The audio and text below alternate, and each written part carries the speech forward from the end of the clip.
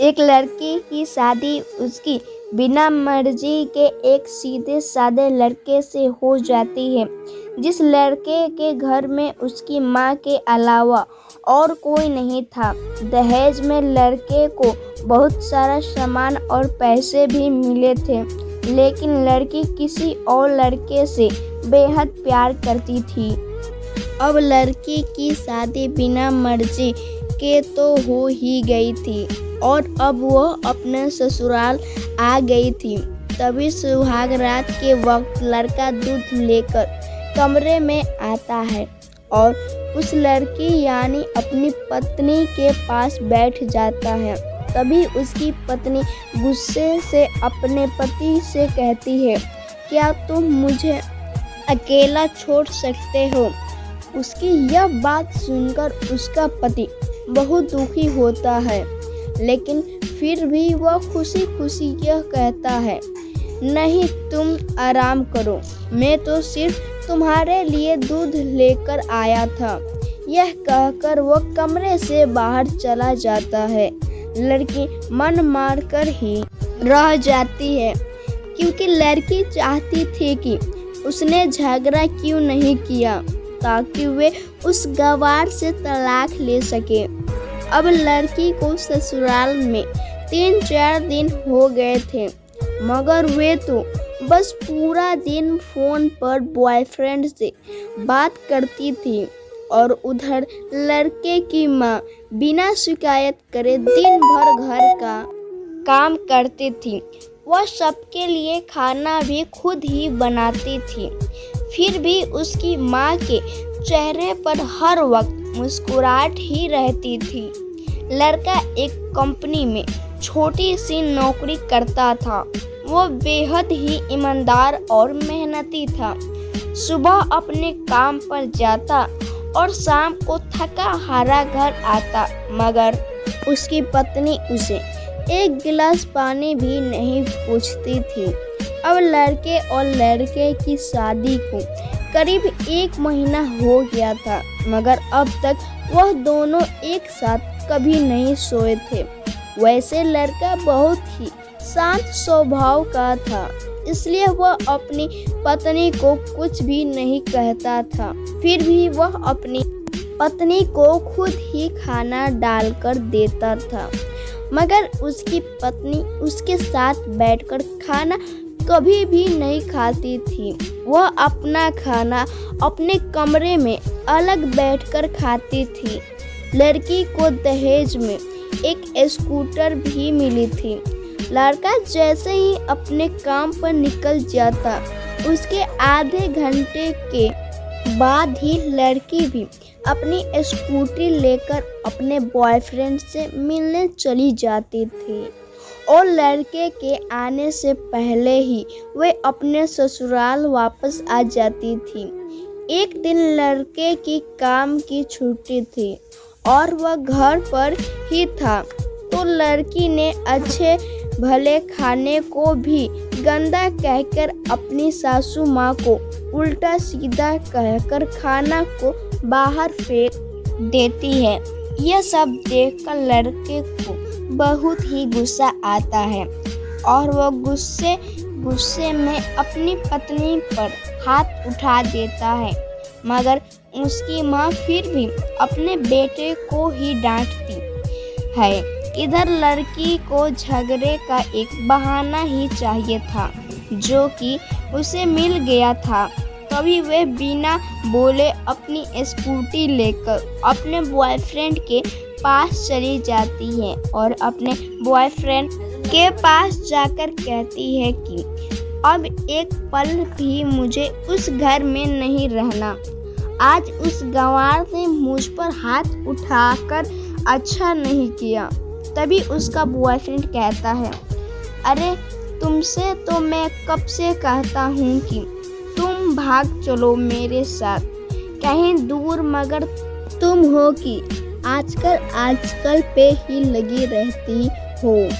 तब लड़की कहती है कि शादी के दिन मैं तुम्हारे पास आई थी तो तुम ही ने तो वापस घर लौटाया था मुझे। बॉयफ्रेंड ने कहा, खाली हाथ तो हम दोनों कहाँ तक भागेंगे? तुम ही बोलो। मैंने तुमसे कहा था कि कुछ पैसे और गहने साथ ले लो, और तुम हो कि खाली हाथ ही मेरे पास आ गई थी। आखिर दूर एक नई जगह में जिंदगी की शुरुआत करने के लिए पैसे तो चाहिए ना। और हाँ, एक बात और, जब भी मैं तुम्हारे पास आता हूँ और तुम्हें छूना चाहता हूँ, तभी तुम्हारे नखरे हो जाते हैं और बस यही कहती रहती हो कि यह प्यार प्रेम शादी के बाद ही होगा।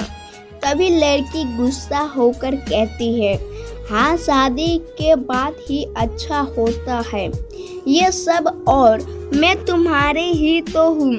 मैं आज भी एक कुंवारी लड़की हूँ और शादी करके भी आज तक उस गवार के साथ एक रात भी नहीं सोई मैं, क्योंकि मैंने तुमसे ही प्यार किया है।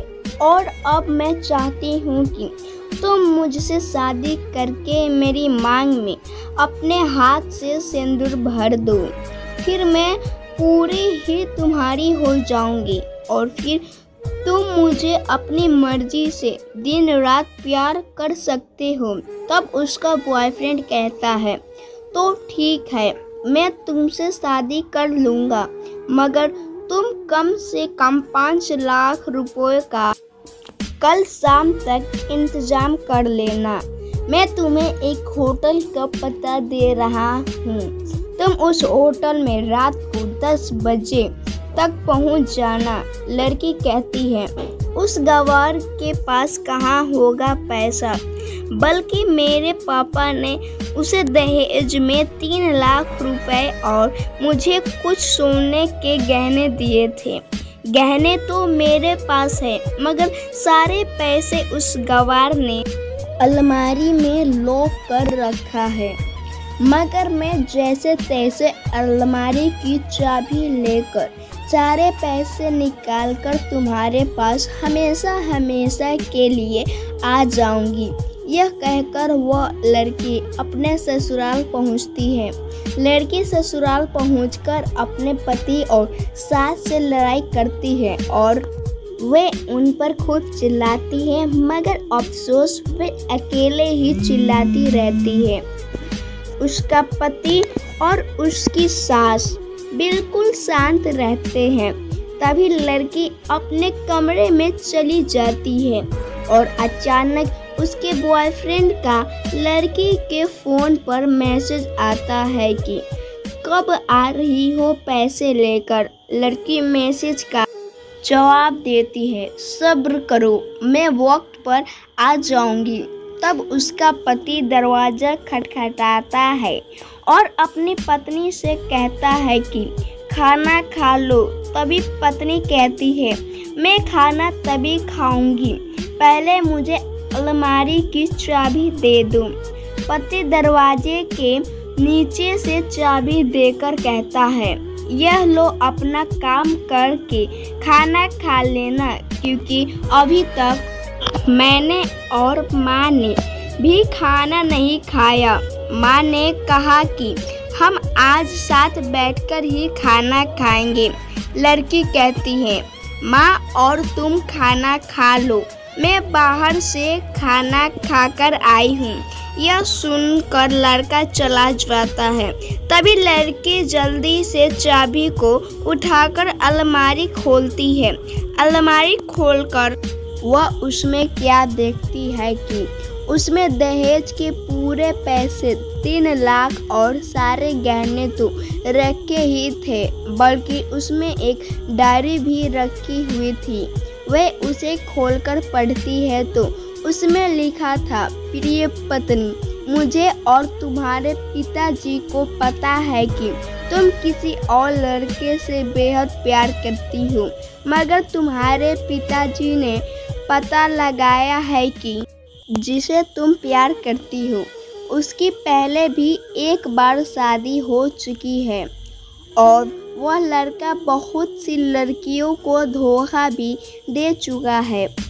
पर आपके पिताजी आपको उस लड़के के बारे में कुछ भी ना बता सके, क्योंकि उन्हें पता था कि यह जो इश्क का नशा है वह हमेशा अपनों को गैर और गैरों को अपना बना देता है।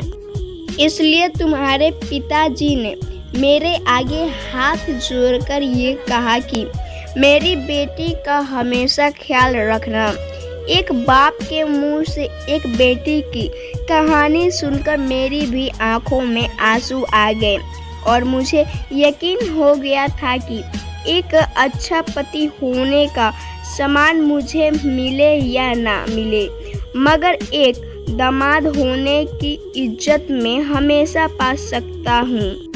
और मुझे दहेज में मिले सारे पैसे और सोने के गहने मैंने तुम्हारी अलमारी में रख दिए हैं, क्योंकि दहेज के नाम से मुझे नफरत हो चुकी थी।